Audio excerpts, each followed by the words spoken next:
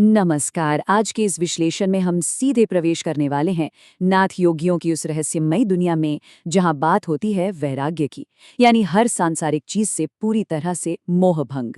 महलों की उस चकाचौंध से लेकर जंगलों की धुनी तक नाथ संप्रदाय का इतिहास और हमारे प्राचीन राजाओं की ये पौराणिक कथाएं सच में किसी रोमांचक कहानी से कम नहीं हैं।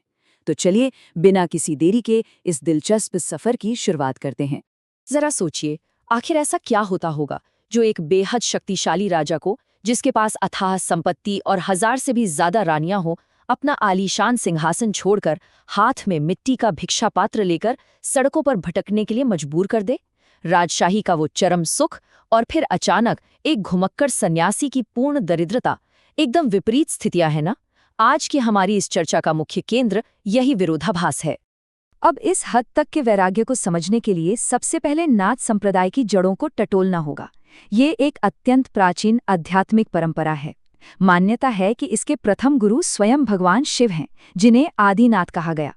हठ योग और बहुत ही सख्त आत्म अनुशासन पर टिके इस संप्रदाय को एक सही आकार देने का श्रेय गुरु गोरखनाथ को जाता है। इसी परंपरा में अलख निरंजन का उद्घोष किया जाता है, जिसका अर्थ है वो परम सत्य जो अदृश्य है और पूरी तरह से शुद्ध है। नाथ परंपरा का एक उद्घोष बहुत ही मशहूर है, जाग मछेंदर गोरख आया। ये सिर्फ एक वाक्य नहीं है, बल्कि गुरु गोरखनाथ की असीम आध्यात्मिक शक्ति का प्रमाण है।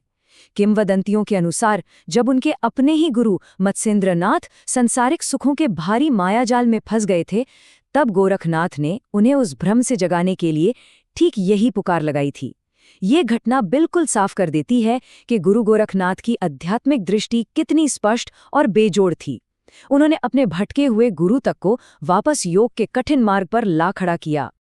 तो गुरु गोरखनाथ का यही आध्यात्मिक प्रताप था, जिसने बड़े बड़े सम्राटों को भी उनके चरणों में ला बिठाया। उनकी इस शक्तिशाली विरासत को आगे बढ़ाने का काम किया उनके महान शिष्यों ने, खासकर राजा भर्तृहरि और राजा गोपीचंद ने। ये कोई साधारण लोग नहीं थे, ये राजघराने के वो लोग थे जिन्होंने गुरु की शिक्षाओं से प्रभावित होकर अपना सब कुछ, अपना पूरा साम्राज्य हंसते हंसते त्याग दिया। आइए राजा भर्तृहरि की उस रहस्यमयी कहानी की ओर चलते हैं, जिसने उनकी पूरी जिंदगी ही पलटकर रख दी।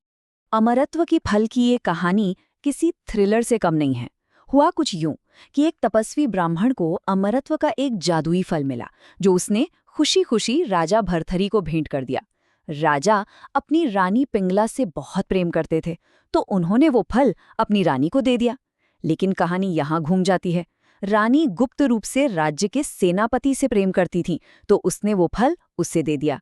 उधर सेनापति का दिल एक वेश्या पर आया हुआ था, तो वो फल उस वेश्या तक पहुंच गया और अंत में उस वेश्या ने सोचा कि अमरत्व का असली हकदार तो राजा ही है, और वो फल घूम फिर के वापस राजा भर्तृहरि के पास पहुंच गया। ये एक ऐसा भयंकर विश्वासघात था जिसने राजा के सारे सांसारिक भ्रमों को एक झटके में चकनाचूर कर दिया। इस भयंकर धोखे ने राजा के मन में वैराग्य का ऐसा बीज बोया जो कभी नष्ट नहीं हो सकता था। राजा भर्तृहरि को जीवन का परम सत्य समझ आ गया कि इस संसार में वास्तव में कोई किसी का अपना नहीं है, न पत्नी, न भाई और न ही कोई मित्र। ये ज्ञान इतना गहरा और कड़वा था कि इसने राजा को हमेशा के लिए अपना सिंहासन छोड़ने पर मजबूर कर दिया। और सच कहें तो इसी तीव्र वैराग्य की आग से जन्म हुआ संस्कृत साहित्य की महान रचना का, जिसे आज हम वैराग्य शतकम के नाम से जानते हैं। अब देखिए, लोक कथाओं में इसी वैराग्य को कितनी गहराई से पिरोया गया है। एक अन्य किस्से के अनुसार जब राजा भर्तृहरि अपनी रानी पिंगला की मृत्यु के गहरे शोक में शमशान में विलाप कर रहे थे, तब गुरु गोरखनाथ वहां पहुंचे। गोरखनाथ ने जानबूझकर अपना मिट्टी का भिक्षा पात्र तोड़ दिया और राजा से भी ज्यादा जोर जोर से रोने लगे। जब राजा ने हैरान होकर समझाया कि एक टूटे हुए बर्तन के लिए रोना व्यर्थ है, तब गोरखनाथ ने पलटकर जो जवाब दिया वो कमाल का था। उन्होंने कहा कि एक मिट्टी के बर्तन और रानी के शरीर में आखिर अंतर ही क्या है? दोनों मिट्टी हैं और दोनों को अंततः मिट्टी में ही मिल जाना है। ये तुलना जीवन की सबसे कठोर सच्चाई को एकदम सामने ला खड़ा करती है। लेकिन रुकिए, बात यहीं खत्म नहीं होती। गुरु गोरखनाथ इतने पर ही नहीं रुके। राजा के भीतर बचे खुचे राजसी अहंकार को पूरी तरह उखाड़ फेंकने के लिए उन्होंने बेहद कठिन परीक्षाएं ली। गोरखनाथ ने अपने योग बल से रानी पिंगला की 100 बिल्कुल एक जैसी आकृतियां खड़ी कर दी, और राजा असली रानी को पहचान ही नहीं पाए। फिर अंत में गोरखनाथ ने शर्त रखी कि दीक्षा केवल तभी मिलेगी जब राजा अपने ही महल में जाकर अपनी पत्नी से माता कहकर भिक्षा मांगेंगे। जरा सोचिए, एक राजा के लिए ये कितना मुश्किल रहा होगा। लेकिन ये परीक्षाएं जरूरी थीं उस अहंकार को तोड़ने के लिए जो उन्हें पूरी तरह योगी बनने से रोक रहा था। राजा भर्तृहरि की तरह ही उनके भांजे राजा गोपीचंद की कहानी भी बिल्कुल अद्भुत है। उनकी माता मैनावती, जो रिश्ते में राजा भर्तृहरि की बहन थी, उन्होंने जालंधर नाथ की कृपा से गोपीचंद को मात्र 12 वर्ष के लिए उधार के रूप में पाया था। उन्होंने बचपन से ही ये तय कर लिया था कि उनका पुत्र राजपाट और अपनी 1100 रानियों को त्याग कर एक योगी बनेगा। शायद इतिहास का ये एक लौता उदाहरण है जहां एक माँ खुद अपने पुत्र को अमर काया प्राप्त करने के लिए संन्यास हेतु इतनी दृढ़ता से प्रेरित करती है। जब गोपीचंद संन्यास ले रहे थे, तब माता मैनावती ने उन्हें भिक्षा में चावल के 3 दाने दिए और साथ में एक अत्यंत गूढ़ पहेली सुलझाने को दी। पहेली ये थी, एक सन्यासी जंगल में बिना महल के पूरी तरह सुरक्षित कैसे रह सकता है? वो स्वादिष्ट भोजन कैसे खा सकता है? और बिना किसी नर्म बिस्तर के आराम से कैसे सो सकता है?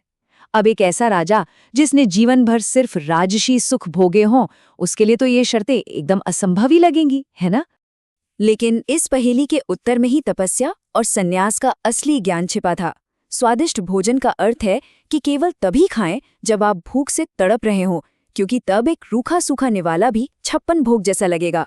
आराम की नींद का अर्थ है कि केवल तभी सोएं जब शरीर पूरी तरह थककर चूर हो जाए, तब कठोर धरती भी मखमल की तरह महसूस होगी।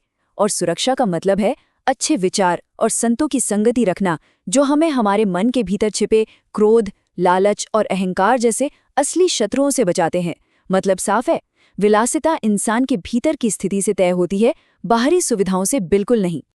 तो सबसे महत्वपूर्ण बिंदु जो यहाँ उभर कर आता है वो ये है कि इन लोक कथाओं के पीछे एक बहुत ही गहरा वेदांत दर्शन छिपा है, खासकर त्याग और वैराग्य के बीच का अंतर।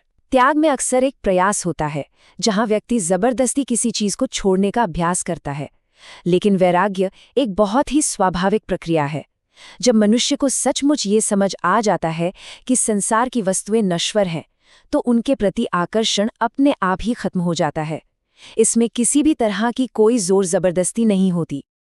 और इसी आध्यात्मिक यात्रा का जो सबसे ऊंचा स्तर है उसे कहते हैं उपरति। उपरति का सीधा सा अर्थ है मन का पूरी तरह से शांत हो जाना। ये वो अवस्था है जहां मन बाहरी दुनिया में कुछ भी खोजना या पाना बंद कर देता है। इन राजाओं ने सिर्फ अपना धन या राज्य ही नहीं त्यागा था, बल्कि वे अंततः इस पूर्ण आंतरिक शांति तक पहुंच गए थे जहां उन्हें किसी भी बाहरी वस्तु की कोई इच्छा ही नहीं बची थी। अगर आध्यात्मिक प्रगति के इस पूरे सफर को एक क्रम में देखा जाए तो शुरुआत त्याग से होती है। ये एक कर्म है जिसमें बहुत मेहनत और आत्मनियंत्रण लगता है। इसके बाद नंबर आता है वैराग्य का, जो धीरे धीरे हमारा दृष्टिकोण बन जाता है। यहाँ प्रयास कम हो जाता है और दुनिया से विरक्ति स्वाभाविक लगने लगती है। और सबसे अंत में है उपरति, जो हमारा मूल स्वभाव बन जाती है, बिल्कुल प्रयासहीन और परम शांति से युक्त। मतलब कठोर अनुशासन से शुरू हुआ ये सफर सच्चे ज्ञान से होते हुए अंततः पूर्ण शांति पर जाकर ही समाप्त होता है। राजा भर्तृहरि के वैराग्य शतकम का एक श्लोक नाथ परंपरा के इसी सार को बहुत ही सटीकता से समेटे हुए हैं। वे कहते हैं, जिसकी इच्छाएं अनंत हैं, असल में वही सबसे बड़ा दरिद्र है। लेकिन यदि मन में संतोष आ जाए तो फिर अमीर या गरीब कौन? ये विचार पूरी तरह से हमारी आम संसारिक सोच को चुनौती देता है। नाथ योगियों का स्पष्ट मानना है कि असली संपत्ति बाहर के खजाने में नहीं है, बल्कि वो हमारे भीतर के संतोष में छिपी हुई है। तो अब इस पूरे विश्लेषण के आखिर में एक बहुत ही गहरा सवाल उठता है, क्या सच्ची आज़ादी दुनिया की हर सुख सुविधा को पा लेने में है, या फिर उसे पाने की इच्छा को ही हमेशा के लिए छोड़ देने में है? गुरु गोरखनाथ, राजा भर्तृहरि और राजा गोपीचंद की ये ऐतिहासिक कथाएं सदियों से मानवता को ठीक इसी सवाल पर सोचने के लिए विवश करती आई हैं। आज की इस चर्चा में बस इतना ही। ये एक ऐसा प्रश्न है जो हमारे आज के आधुनिक जीवन में भी उतना ही विचारणीय रहेगा। धन्यवाद।